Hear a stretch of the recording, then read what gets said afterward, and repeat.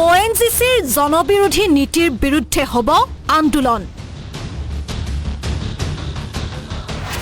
ব্যক্তিগত খণ্ডক সমজাই দিয়াৰ চক্ৰান্ত ONGCৰ।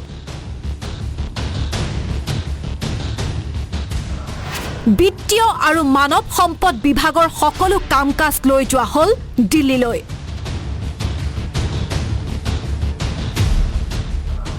মেটেৰিয়েল মেনেজমেণ্ট বিভাগটো গ'ল দিল্লীলৈ।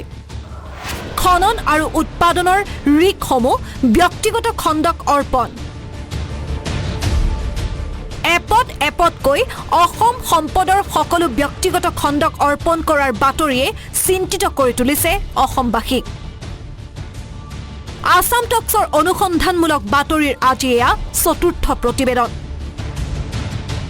ইয়াৰ পাছতো ONGCৰ অধ্যক্ষ অৰুণ কুমাৰ সিঙৰ নাই কোনো প্ৰতিক্ৰিয়া।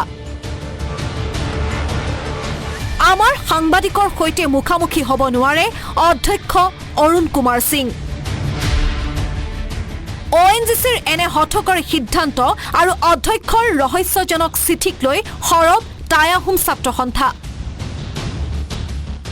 ONGCৰ জনবিৰোধী নীতিৰ বিৰুদ্ধে 7 জুনত শিৱসাগৰত প্ৰতিবাদী নাগৰিক সভা সংগঠনটোৰ।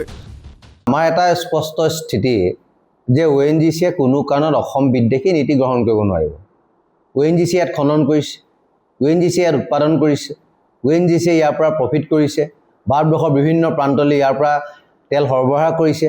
তাৰপিছত থলুৱাক বঞ্চিত কৰি ONGCয়ে যিটো অসম বিদ্বেষী নীতি গ্ৰহণ কৰিছে, সেই অসম বিদ্বেষী নীতিৰ আমি সম্পূৰ্ণৰূপে বিৰোধী। টাই আহোম ছাত্ৰ সন্থাই বিগত সময়ত ইয়াৰ ওপৰত প্ৰতিবাদ কৰি আহিছোঁ। আৰু প্ৰতিটো ক্ষেত্ৰত যেতিয়া ব্যক্তিগত খণ্ডলৈ গুচি গৈছে, সেই আপুনি গেলেকীৰ কথাই কওক বা বিভিন্ন অঞ্চলৰ কথাই কওক, যিবিলাক তৈল খাত ব্যক্তিগত খণ্ডক দিছে, সেই খণ্ডক দিয়াটো আমি দুৰ্ঘৰ বিৰোধিতা কৰিছোঁ। আৰু ONGCয়ে অসমৰ ওপৰত চলা যিটো শোষণ, সেই শোষণৰ পৰা আঁতৰি থাকিবৰ কাৰণে আমি ONGCক সকীয়াই দিছোঁ। এখন ৰাজহুৱা সভা আমি দিছোঁ। ৰাজহুৱা সভাত শিৱসাগৰ ৰাইজে এটা সিদ্ধান্ত দিব যে আমি ONGCৰ যিটো অসম বিদ্বেষী নীতি, তাৰ বিৰুদ্ধে আমি কেনেদৰে যুঁজিম, আৰু সেই নীতিৰ ওপৰত ভিত্তি কৰি আমি আন্দোলন কাৰ্যসূচী আমি হাতত ল'ম। কৰ্মচাৰীৰ সংখ্যাও কমাই আনিছে ONGCয়ে। ONGCৰ অসম সম্পদত এতিয়া 2000তকৈও কম কৰ্মচাৰী।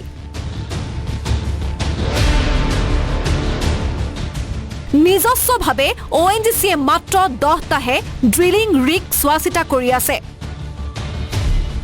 ব্যক্তিগত কোম্পানীক গতাই দিয়া ৰিগসমূহত কৰ্মৰত কৰ্মচাৰীৰ নিৰাপত্তা আৰু সুৰক্ষাৰ দিশতো চূড়ান্ত গাফিলতি কৰা হৈছে। একেবাৰে আমি গুচি গ'ল বুলি ক'ব নোৱাৰোঁ। আজি এইটো ধৰি লওক 5 বছৰৰ কাৰণে দিয়ে, 3 বছৰৰ কাৰণে দিছে, এইটো চেঞ্জ হ'বলৈও বেছি টাইম নালাগে। গভৰ্ণমেণ্টে যদি ভাৰত চৰকাৰে বিচাৰে বা গভৰ্ণমেণ্টৰ যদি ইণ্টাৰভেনশ্যন থাকে, যে কথাটো তেওঁলোকে বুজি পায় যে আমাক টেম্পৰেৰী এটা শ্বৰ্ট ছাৰ্ভিচ নলৈ আমি যদি এটা স্থায়ী ব্যৱস্থাৰ আমাৰ যদি কামখিনি আগবাঢ়োঁ, সি যদি প্ৰডাকশ্যন বঢ়াব পাৰে বুলি তেখেতলোক কনভিন্স হয়, মই ভাবোঁ কি এইটো চেঞ্জ কৰিবলৈ বেছি টাইম নালাগে।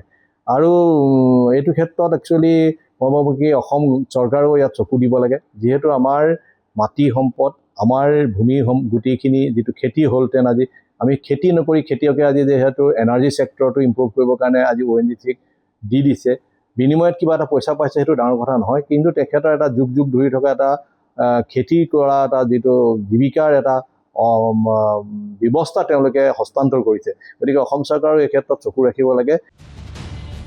ONGCৰ ৰিগসমূহ ব্যক্তিগত কোম্পানীৰ হাতত গতাই দিয়াৰ লগে লগে শিক্ষিত নিবনুৱা নিগমত মকৰল হোৱা বন্ধ হ'ল।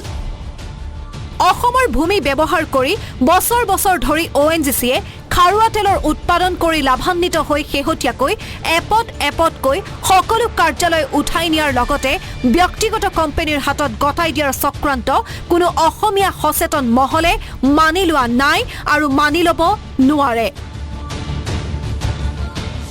শিৱসাগৰৰ পৰা জামালুদ্দিন আহমেদৰ ৰিপৰ্ট, আসাম টক্স।